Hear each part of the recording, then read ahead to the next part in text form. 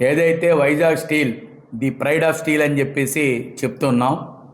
ప్రపంచంలోనే మంచి నాణ్యత కలిగిన స్టీలు వైజాగ్ స్టీల్ అని చెప్పి చాలా గర్వంగా మనం చెప్పుకుంటూ ఉన్నాం. ఆ రకమైనటువంటి పేరు ప్రఖ్యాతులు విశాఖపట్నం స్టీల్ ప్లాంట్కి, స్టీలు ఉత్పత్తికి కూడా ఉంది.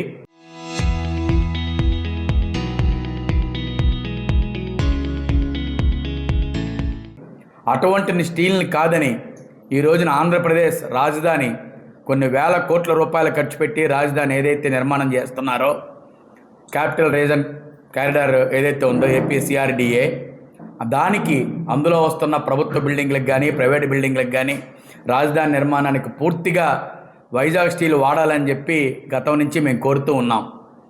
ముఖ్యమంత్రి, గతంలో ఉన్న ముఖ్యమంత్రి కానీ ఈ ముఖ్యమంత్రి కూడా ఈ స్టీల్ మేము ఉపయోగిస్తామని చెప్పేసి గతంలో హామీ ఇచ్చి కూడా ఉన్నారు.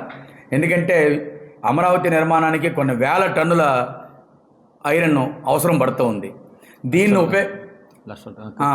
ఉపయోగించడం మానేసి ప్రైవేట్ కంపెనీలకి దీన్ని సప్లై చేయడం అంటే ఇందులో వేల కోట్ల రూపాయలు చేతులు మారుతున్నాయనేది కూడా అనుమానం వ్యక్తం అవుతోంది.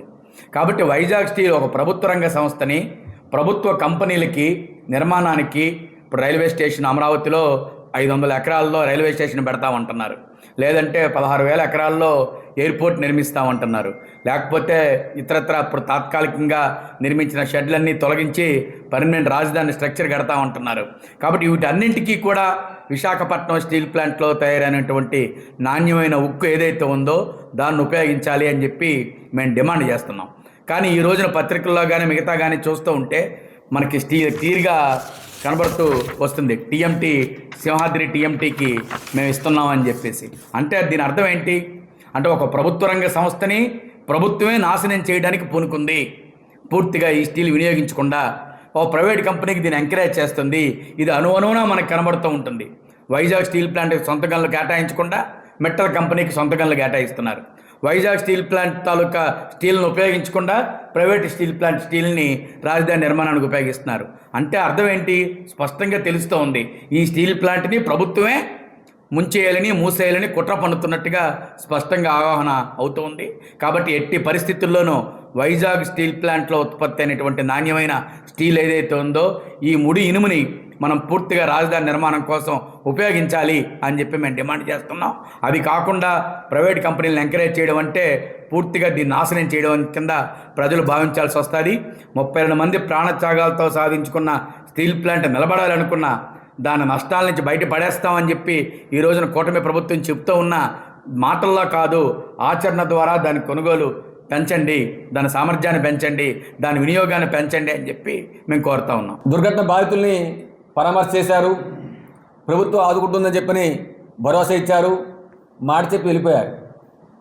కానీ రాష్ట్ర ప్రభుత్వం నుంచి ఎటువంటి ఆర్థిక సహాయం కూడా ప్రకటించలేదు. నోటి మాట వల్ల ఆ రోజు ఉపయోగపడుతుంది తప్ప దీర్ఘకాలం మృతుల కుటుంబ సభ్యులు, క్షతగాత్రుల కుటుంబ సభ్యులు వారి జీవనాలు సాగించాలని చెప్పినంటే ఆర్థికంగా పరిహారం ప్రకటించాల్సిందే. కానీ లోకేష్ గారు కానీ పవన్ కళ్యాణ్ గారు కానీ ప్రభుత్వం నుంచి ప్రకటన చేయకుండా వెళ్ళిపోయారని చెప్పినంటే దీని వెనుక ఆర్సార్మిట్టలు, అదాని, ఇతర ప్రైవేటు పారిశ్రామికవేత్తల హస్తం ఉందేమని చెప్పి మనం అనుమానం వ్యక్తం చేస్తున్నాం. ఎందుకంటే స్టీల్ ప్లాంట్ కార్మికులకి ₹1 కోటి పరిహారం ఇస్తే రేపు విశాఖలో ఏ పరిస్థితిలో ప్రమాదం జరిగినా సరే అదేవిధంగా పరిహారం చెల్లాల్సి ఉంటుందని చెప్పినటువంటి దృక్పథంతో వీరి మీద ఒత్తిడి చేసి ఉంటారా, లేకపోతే వీరి ప్రభావం చూపించుకుంటారని చెప్పేది మేము భావిస్తున్నాం. లేకపోతే ఎందుకు ప్రకటన చేయడం కోసం ఇబ్బంది?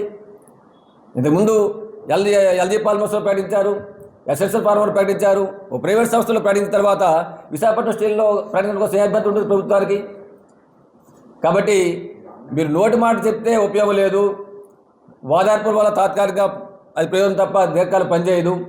కాబట్టి తక్షణమే వైజాగ్ స్టీల్ ప్లాంటు బాధిత కుటుంబాలకి ₹1 కోటి నష్టపరిహారం వెంటనే తక్షణమే ప్రకటించాలి. క్షతగాత్రులకు ₹50 లక్షల ప్రకటించాలి. ముఖ్యమంత్రిని కూడా వెంటనే ప్రకటన చేయాలని చెప్పని మేము డిమాండ్ చేస్తున్నాం. అప్పుడే వారికి న్యాయం దొరుకుతుందని చెప్పని మీ ద్వారా చెప్పదలుచుకుంటాం.